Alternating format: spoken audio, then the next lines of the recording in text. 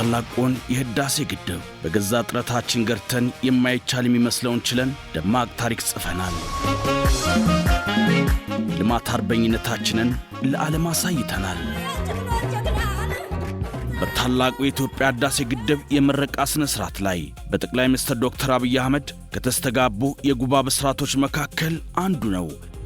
አሁን በሚቀጥሉት ጥቂት ዓመታት የሚሰሩ ዋና ዋና ስራዎች ከብዙዎቹ ጥቂቶቹን ለመላው ኢትዮጵያውያንና ለኢትዮጵያ ወዳጆች ለማብሰር እፈልጋለሁ።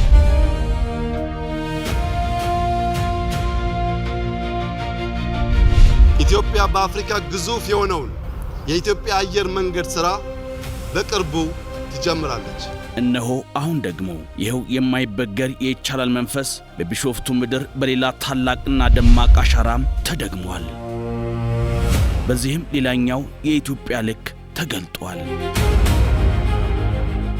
በቢሾፍቱ ምድር እየተፋጠነ የሚገኘው አዲሱ ዓለም አቀፍ የአውሮፕላን ማረፊያ ሜጋ ፕሮጀክት ከታላቁ የኢትዮጵያ ህዳሴ ግድብ ከተሻገረ ልዩ የጽናት ስነ ልቦና የሚመዘዝ ሌላ ታላቅ ሀገራዊ አሻራ ነው። ኢትዮጵያ አየር መንገድ ባለፈው ዓመት 19 ሚሊዮን መንገደኞች አጓጉዟል። በሚመጡት 3 ዓመታት ውስጥ የቦሌ አውሮፕላን ማረፊያ አቅም ከፍተኛው ደረጃ ይደርሳል ተብሎ ይጠበቃል። ስለዚህ ከዚያ በኋላ ኢትዮጵያ አየር መንገድ ማደግ አይችልም ማለት ነው።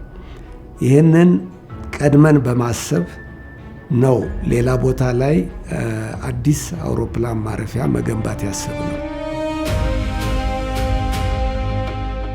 ይህ ሥራ ኢትዮጵያን ካለምን ማሳካት ካቀድን መተግበር እንደምንችል ለዓለም የምናሳይበት ሌላ አጋጣሚ ነው።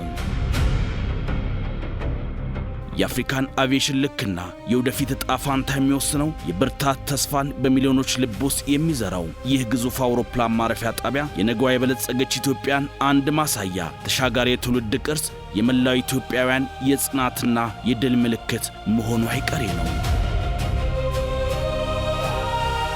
አፍሪካ ታሪክ አንድ ፕሮጀክት ሲንግል ፕሮጀክት በሳይዙ በሚፈስለት ሀብት በሚያንቀሳቀሰው አጠቃላይ ማሽነሪስ በአፍሪካ ደረጃም ትልቁ ፕሮጀክት ነው። የቢሾፍቱ ዓለም አቀፍ አውሮፕላን ማረፊያ ግንባታ ፕሮጀክት በ3500 ሄክታር መሬት ላይ ያረፈው ይህ ሜጋ ፕሮጀክት በቢሾፍቱ አካባቢ አቡሴራ ተብሎ በሚጠራው ልዩ ስፍራ ከ7 ወራት በፊት ጥር 2 ቀን 2018 ዓ.ም ነበር የመሠረት ድንጋይ የተቀመጠለት። ስመ ገናናው የኢትዮጵያ አየር መንገድ መዳረሻዎቹን እያሰፋ አውሮፕላኖቹን ቁጥር እያሳደገ በቦሌ ዓለም አቀፍ አውሮፕላን ማረፊያ በዓመት እስከ 25 ሚሊዮን ተጓዦችን ወደሚያስተናግድበት የመጨረሻው አቅም ላይ ደርሷል። አዲሱ የቢሾፍቱ የአየር ማረፊያ ጣቢያ ታዲያም በአፍሪካ ግንባር ቀደሙ የአየር ትራንስፖርት ማዕከልና የሀገሪቱ ግዙፉ የአውሮፕላን መናኸሪያ መሆኑን ራዕይንም ሰንቋል።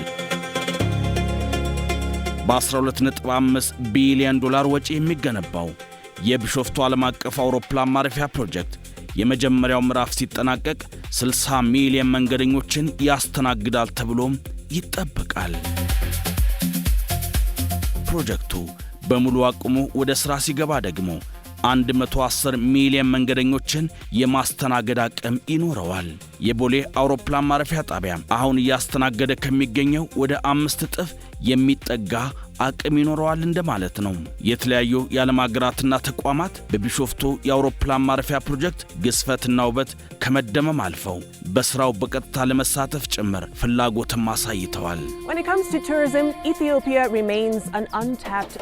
ዓለም አቀፍ የመገናኛ ብዙሃን አውታሮችም ገና ከወዲሁ ስለ ፕሮጀክቱና ስለ ኢትዮጵያ ብዙ እያሉ ነው። Ethiopian Airlines is one of Africa's most successful carriers. አቡሴራ ሰፊና ሜዳማ ቦታ ነች። ስለዚህ ተያይ ወደፊትም ማስፋፋት ቢፈለግ ይሄ ፕሮጀክት ሰፊ ቦታ ላይ ያለ ቦታ ነው። ትላልቅ አውሮፕላን ማረፊያዎች ጋር ተወዳዳሪ ሆኖ መንገደኞችን መሳብ እንዲችል ታስቦ ነው የተሰራው። ቢሾፍቱ የሚገነባው ኤርፖርት ያለው አልቲቲዩድ አሁን ካለንበት የ400 ሜትር ዝቅታ አለው። ያ ማለት ደግሞ እንደ አየር መንገድ ለአውሮፕላን ፐርፎርማንስ የተሻለ አቅም ይፈጥራል። የቢሾፍቱ ዓለም አቀፍ የአውሮፕላን ማረፊያ ጣቢያ ግንባታ ፕሮጀክት ከጅማሮ 2500 ለሚሆኑ የአካባቢው አርሶ አደሮች ከ1359 በላይ የመኖሪያ ቤቶችን ገንብቶ አስረክቧል። ቤት ገንብተናል። ቢዝነስ ተቋማት የሰራንላቸው ነው። ማንም አርሶ አደር በዚህ ፕሮጀክት ምክንያት የሚጎዳ አይኖርም። ይሄ ፕሮጀክት ለዚህ ከባቢ አርሶ አደሮች ትልቅ በረከት ነው። እንደ ልባ አግኝተን መብራት አብርተን መናቅ ኩራዝ ነበረ፣ ጋዝ ነበረ የምናበራው። አሁን ደግሞ መብራት በመብራት አድርገን ያልነበረን ደህና መኝታ በሶፋ ሁሉም ነገር ተደርጎልን በጣም ሁኔታ እየተደሰትን ነው። የሚገጥሙ ፈተናዎች በጣም ብዙ ናቸው።